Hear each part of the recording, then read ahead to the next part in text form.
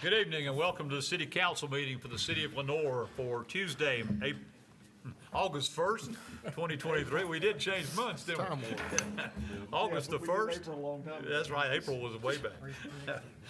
And we welcome you here this evening to be with us. In just a minute, we'll be rising for our moment of silence and our Pledge of Allegiance.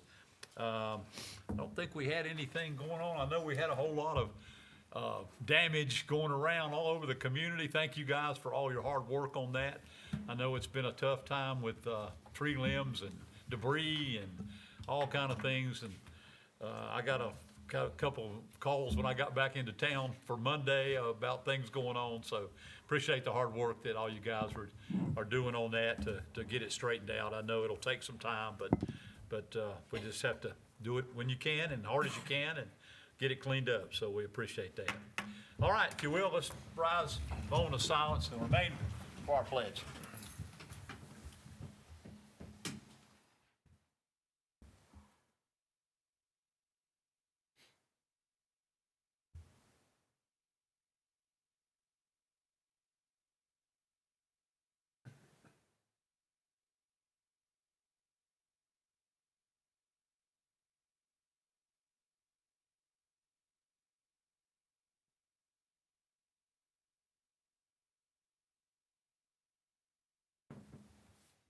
Thank you.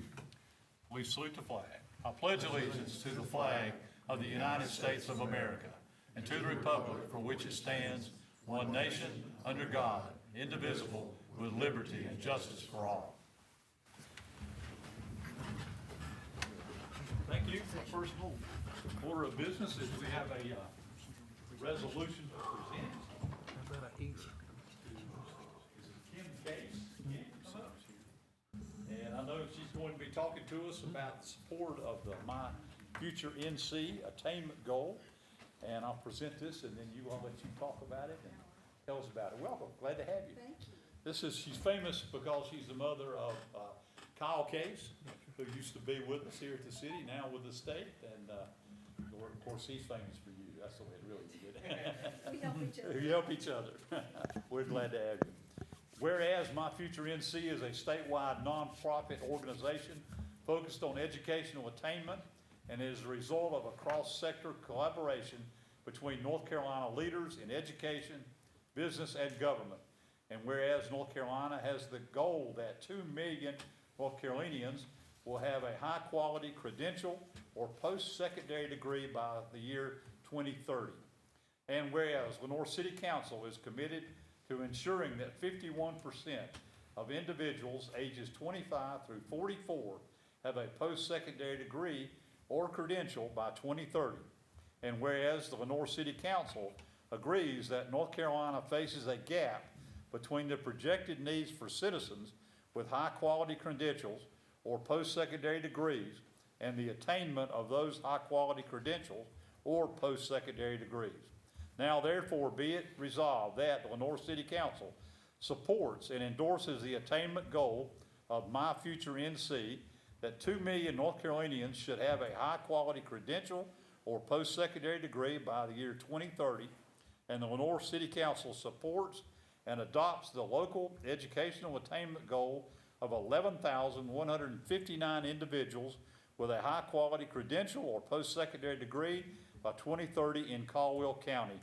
And the Lenoir City Council, along with leaders in business, education, state and local government, and community organizations, will continue to foster collaboration to achieve the goal by developing an action plan, defining success with measurable outcomes, executing on the action plan, and sharing successful practices with myFutureNC and peer communities. Adopted this the first day of August 2023. Thank you very much. Thank you. You're very welcome. And we'll shoot a picture, but we'll let you talk first and whatever you'd like to. All right. I'll lay this here. All right. Okay. And I do have a PowerPoint, or I can just talk briefly, whichever you prefer. How long is the PowerPoint? About 10 minutes. Look like the agenda's packed. So. Well, if you want to do, I'll let you decide which way you want to do that. Is it something you? I'll flip through it, just a few slides, and I can skip some. That way you'll see, the council will see the Okay, same. that'd be Yep. great. We'd love for it. All right, and are you changing slides or am I? I am, all right. All right, well, thank you all, first of all, for adopting the resolution and agreeing to join this community effort with our 2 million by 2030 goal. Our organization, there we go, was formed as a statewide nonprofit in 2019 out of a bipartisan House legislation, House Bill 664. And at that time, we agreed that we needed a state educational attainment goal. And what that goal means is that we'll have 2 million 25 to 44-year-olds with post-secondary degrees or credentials that lead to family-sustaining wages. And family-sustaining wages for us is set at 300 times the poverty level. So for an individual, that's about $17 an hour with no dependents. For a single parent with 3 children, that would be about $52 an hour. Now, we know that those kind of wages don't exist in most industries, but we do believe that educational attainment is a way to economic prosperity for everyone, and our organization seeks to reach every member of our community and engage them in the workforce. Whoops. Yep, got it. Keyboard. He stood up and I changed. All right. Stood up and it worked. It worked, yeah. I just tried another piece of technology. All right, so our leadership is governed by a cross-sector board of state leadership from Department of Education, our institutions of higher learning, business, industry, philanthropists, and legislators. So we are committed to cross-sector partnerships, and that's part of our ask tonight with the resolution, is that you join and lead as our government officials across county efforts. All right, you may know the good news is that 2 years in a row we were named North Carolina #1 in business by CNBC. And therefore, we need a qualified workforce. However, there are some challenges. 362,170 job openings as of November 2022. And also, we have citizens 35 to 44-year-olds who are not earning a family-sustaining wage, and cost is a barrier for students in higher ed. Most of the jobs of the future are going to require post-secondary degrees or credentialing, and credentialing does mean those short-term degrees. That's very important for our community college involvement. We also have a challenge of a leaky pipeline. For every 100 students that begin 9th grade, we only have about 28, and for us in North Carolina, or in Caldwell County, it's 29, that finish with a post-secondary degree or credential in 6 years. So that means at age 24, age 25, when hopefully they're ready to enter the job market, they're not quite there with educational attainment, and that's what our goal is based around. All right. Right now, partly because of the pandemic and just because we have a shortage of people, we're about 31,000 below where we need to be at this time. And so we're asking that every county kind of up its efforts to join partnerships for local educational attainment goals. And the question is, what can we do together that we cannot do alone? All right. We work in 3 ways, and then I'll slide through these next few slides and come back at a later time or even with committees to talk about some of the other pieces that we do. I serve as a Northwest Regional Impact Manager, which means I serve the 12 counties within our Prosperity Zone to accelerate action. So I work with those cross-sector partners, and I call them the essential partners, our government leaders, our education leaders at the community college, higher education institutes. For us, that's App State. And also in our municipalities. I'm proud to say that all our municipalities by September 11th will have endorsed this resolution and joined a local plan. And our business and industry leaders, Chamber of Commerce and EDAC currently, but I'm also working with regional partners and businesses that have educational-minded efforts to reach regionally. We monitor and report progress, and we also work for policy solutions. And coming up shortly, I'll have a visit from one of our policy advocates to come and talk to us locally about what are our challenges here and what can we do as a state-led organization that's locally owned and driven to get where we need to go. All right, we do a county attainment profiles. You may have seen those, lots of data there for each county, and we're breaking those down by subregions shortly. They cover 4 transition areas, and I call it cradle to career because it starts with measures from pre-K enrollment, and it moves all the way through labor market alignment, post-secondary degrees, and credentials. The labor market alignment piece for me is especially interesting because that's how we take education and what we do with our standards, where I came from in the school system, and line it up with workforce and good lives for everyone. All right, those are our performance indicators. We also identify opportunities for growth. Those that you see here are state opportunities for growth based on our data and indicators. In Caldwell County, we have 3 opportunity youth, which are 16 to 24-year-olds who are neither employed nor enrolled. So they're just there, but they're not working toward that educational attainment or workforce, math performance, and then adult learners. And we have some great initiatives going on already to reach those. We've got to boost what we're doing, though. Remember that I work in the Northwest Prosperity Zone, so this is a snapshot of what's happening across our Prosperity Zone. If you'll notice, our numbers for Opportunity Youth are at 16.2%. That was based out of the American Community Survey data. Okay. Adult learners, we have 7 counties that are involved in specific programs to reach adult learners across our region. And adult learners would be those adults who have started a college of some sort but didn't finish. So trying to re-engage those. Dr. Porch and our community college doing some great work.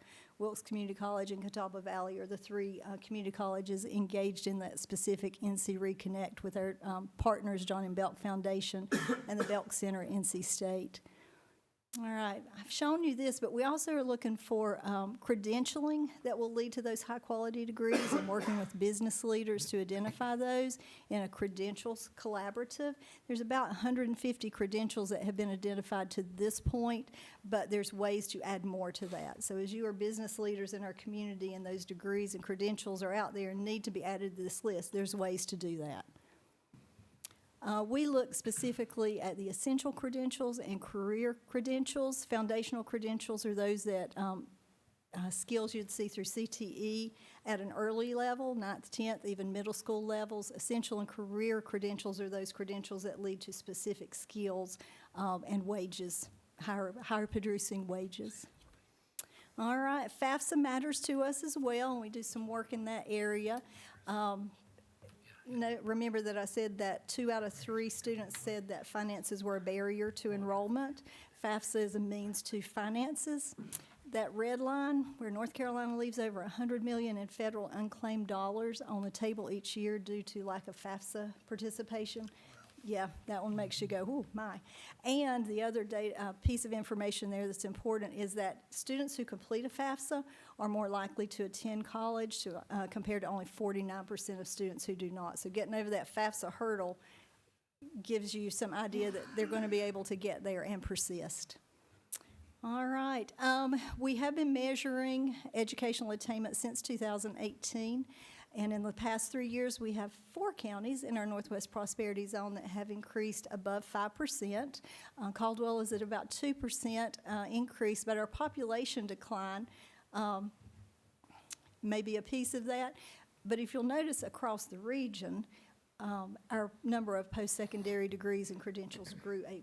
So just make sure you dig into the data a little bit and see what does that mean. And that's part of my role as well, is to work with communities and counties to look at these specific pieces and go, what does that mean for us specifically, and what can we do about that? All right, you have chosen to adopt our stretch goal. 11,149 individuals, or 51% of our population is what we anticipate. We need to reach our goal and do our share of the $2 million by 2030.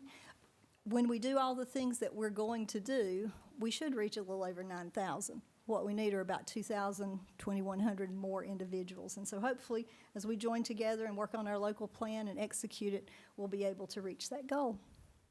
All right.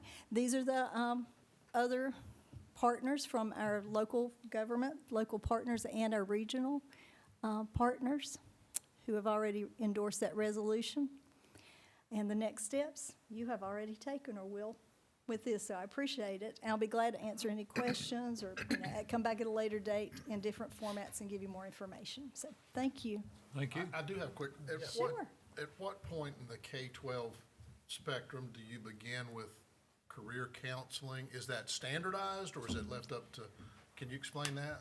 Well, that's a great question, and one of those things that we're interested in. As a former elementary principal, I advocated for awareness of careers immediately. You know, just what are your parents doing? What do you do? How do you want to work? Formally, we start with career and technical education courses in middle school. One of the policies that we've advocated for is middle and high school career plans that are mandated and workable plans, not just a plan to put a plan on paper, but something where you really work with the student, think about what their interests are, what are their aptitudes, and help get them thinking. Sixth grade, having been a middle school teacher, is a little too young to know what you want to do for life. Sometimes I think 50 is a little too young to know what you want to do for life.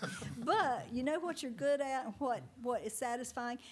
And that financial literacy piece, what's the part that you need to be able to work independently and be independent as an adult? That does matter. So all of those come together, but very interested in starting that career exploration earlier in ways that make sense for the itty-bitties too. Okay. Thank you. Sure. Any other questions for Kim? I know there's probably a lot we're trying to think of, and we'll take it in, and, I'd like to have her back. yeah, for a- No, we'd like to come back and thank give you. us some follow-ups and see how everything is going with it. Well, thank you. on I'll that. be glad to. Our next steps are to think about some focus groups and community groups. So if you're involved in organizations that might be interested in really digging down into those county profiles, the data we have, one piece that's been really exciting for me is that those profiles are a great starting place.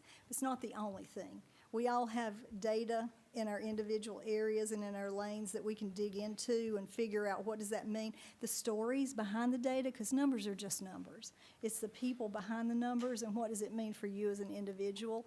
And so locally, and that's our hope with, well, in my role and as we have regional impact managers, we can dig down into what does it mean for a community. One of the requirements is that I live in the region I serve, and so do the other 7 of our regional impact managers across the state. Okay. Thank you. Let's shoot a picture. Come on down, council. We'll take one resolution.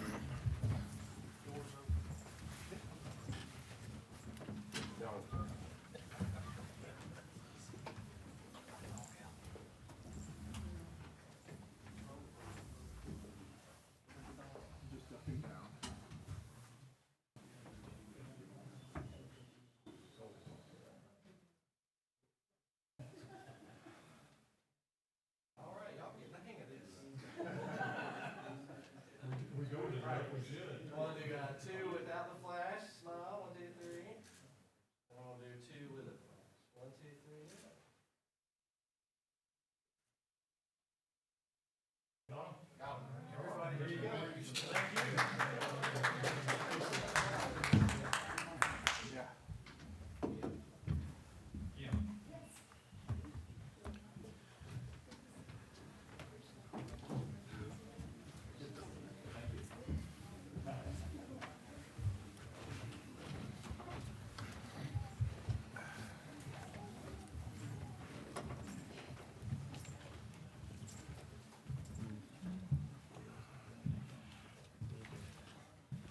Again, thank you, Kim, for being with us. We certainly appreciate that, and we'll look forward to keeping and following and seeing where we are and what we can do to continue that. One announcement I forgot to make at the start was we need to say congratulations to our own planning director, Hannah Williams, for the birth of baby Maris this past week.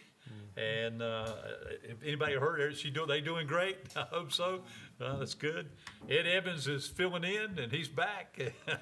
We're glad that you're around, Ed. We appreciate you being Johnny on the spot for us to come in. So we do. But we wish Hannah and Garrett all the best with the baby Maris, and we hope that he must have been a fan of Roger Maris or something. I don't know. Anyway, we'll see. But beautiful name. So we wish them all the best on that. All right, we'll move on then to we don't have any matters for schedule for public hearing this evening, so we'll move to our consent agenda items consisting of minutes. This is minutes of the special called meeting of the Joint City Council and Caldwell County Commission meeting on Tuesday, July the 11th, 2023 to discuss economic development. Note, the meeting was called to order with introductions of those in attendance and a closed session followed to discuss economic development, but no action was taken. Item B are the minutes of the city council meeting of Tuesday, July the 18th. Item C is a resolution in the support of myFutureNC, which we heard and just talked about a few minutes ago. Item D is the FY 2022 tax settlement report, FY 2023 tax receipt charge, and this is in accordance with North Carolina General Statutes 105-321 and 352. This is a request for the FY 2022 tax collector settlement report and the FY 2023 receipt charge be authenticated by the city council as submitted. So I submit the consent agenda items to the council for any discussion and/or motion. Mayor, I make a motion, we approve the consent agenda items A, B, C, and D as submitted. Thank you. Have a motion from Councilmember Purdue to approve the consent agenda items A through D as presented. No other question. All in favor, please say aye. Aye. All opposed? Thank you. That carries unanimously. All right, we'll move on then to requests and petitions of any citizens. That anybody would like to address us, we welcome everyone. Kimmy, we welcome you here tonight to the council meeting. Thank you for being a part and wanting to be involved in the city. We do appreciate that very much. I'm glad you're here. Any of our department heads, anybody have anything that you want to bring before us at all? Okay, we'll move on then. We do not have any reports of our boards and commissions this evening. So we'll move on to the report and the recommendations of our city manager, Mr. Hildebrand. Mayor, Council, tonight, a couple items for information. Friday night, we have a summer concert series. Soul Watt will perform downtown stage. August 4th, begin at 7 o'clock. And this is rescheduled from July due to a rain event. The annual Romby Festival will begin on Saturday, August 5th, and ends Friday, August 11th. And there's a variety of events scheduled throughout the week, and those can be found on our website, citylenoir.com, and all will be held at the MLK Center. A downtown cruise-in scheduled for Saturday, August 5th, beginning at 3 p.m. in the downtown area. The ABC Board will meet on Thursday, August 10th at 2 o'clock. The Lenoir Tourism and Development Authority will meet at 4 o'clock on August 10th, Thursday, and that will be third floor City Hall. The Lenoir Business Advisory Board will meet on Thursday, August 10th at 6 o'clock in City Hall. And then the City County Service Committee will meet on Monday, August 14th at noon. And that's all the information I have. I would also mention tonight begins, I think they're working repair on the bridge at Countryside Drive. So I guess a lane of 321 is going to be shut down as they work on that this evening. So hopefully that'll go well, and within a couple days that should be complete. And they're gonna do it for several evenings. Well, I think the goal is sooner, one evening would be fine, but they may be 2 or 3, depending on how much work they get into and how fast they can get done. So, is that correct? Okay, That's all I have. all right. Any questions of Mr. Hildebrand?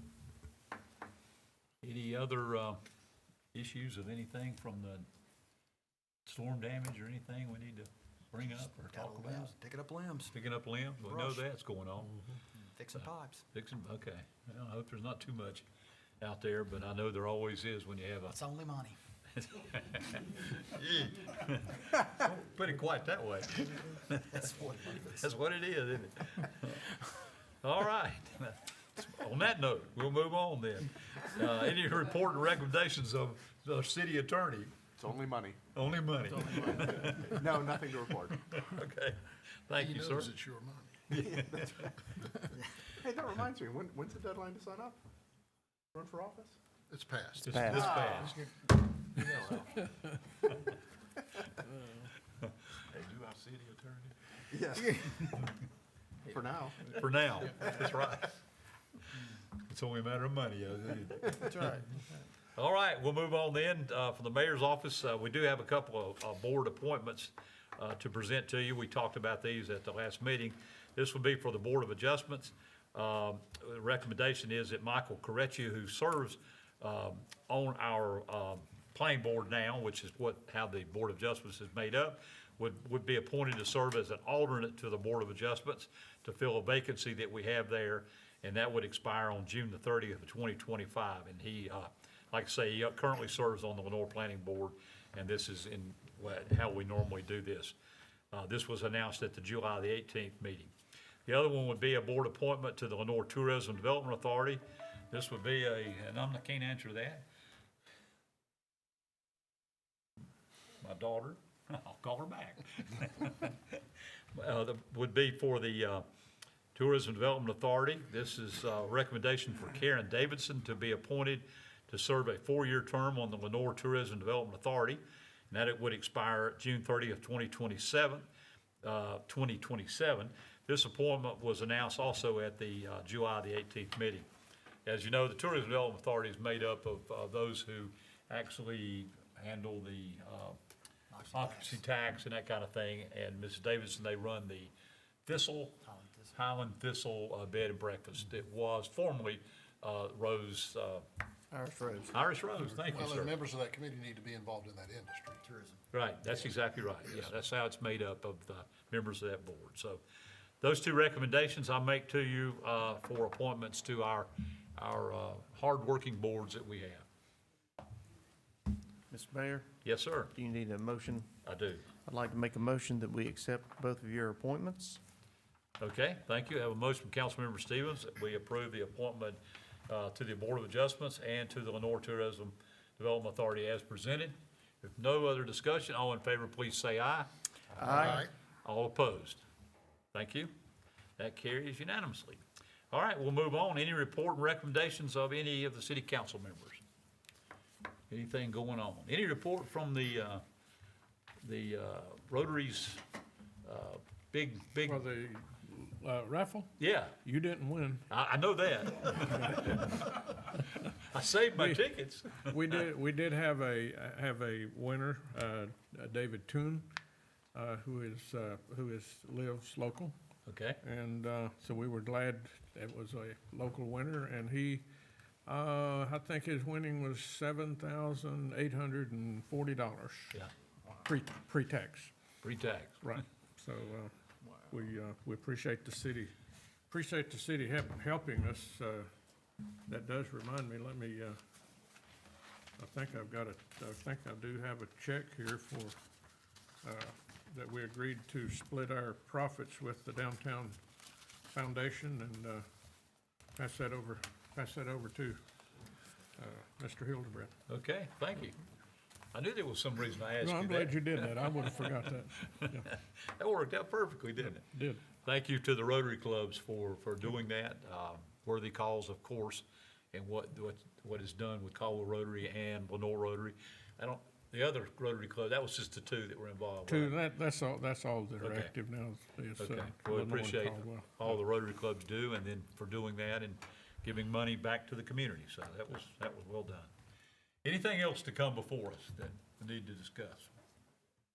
If not, we stand adjourned.